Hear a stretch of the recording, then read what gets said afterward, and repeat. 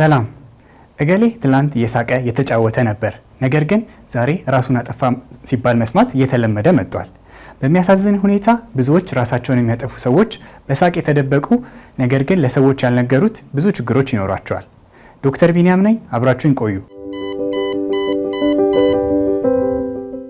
ሰዎች ራሳቸውን ለማጥፋት ሲወስኑ አብዛኛውን ጊዜ ቅጽበታዊ ውሳኔ አይደለም።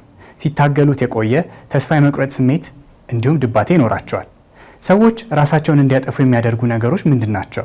በዋናነት ድባቴ እንዲሁም ሌሎች ተጓዳኝ የአእምሮ ህመሞች ሲሆኑ ከዚህ በተጨማሪ በስራ ምክንያት የሚመጣ ጫና፣ ከትዳር አጋር ጋር ያለ ግንኙነት ላይ የሚፈጠር ችግር እንዲሁም ሱስ ይጠቀሳሉ።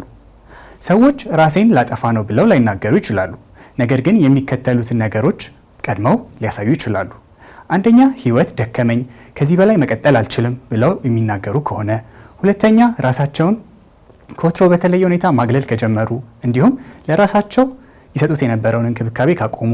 ከዚህ በተጨማሪ ሱስ ውስጥ ከገቡ ሰዎች ራሳቸውን ለማጥፋት መንገድ ላይ ናቸው የሚለውን ይነግረናል። ታዲያ ለእነዚህ ሰዎች ምን እናድርግ? አንደኛ፣ በፍቅር ማዳመጥ፣ በነፃነት ሀሳባቸውን እንዲናገሩ ማድረግ እና ሀሳባቸውን አለመተቸት። ሁለተኛ፣ የስነ ልቦና አማካሪ እንዲያገኙና እርዳታ እንዲያገኙ ማስቻል። ከዚህ በተጨማሪ እንደየሃይማኖታችን የሃይማኖት አባቶችን እርዳታ እንዲያገኙ ማድረግ። ያስታውሱ፣ የሳቀ የተጫወተ ሁሉ ደስተኛ አይደለም። ከላይ የተነጋገርናቸው ምልክቶች በጓደኛ በቤተሰብ አባል ወይም በራስዎ ላይ ካስተዋሉ ቸል አይበሉት። ሰላም።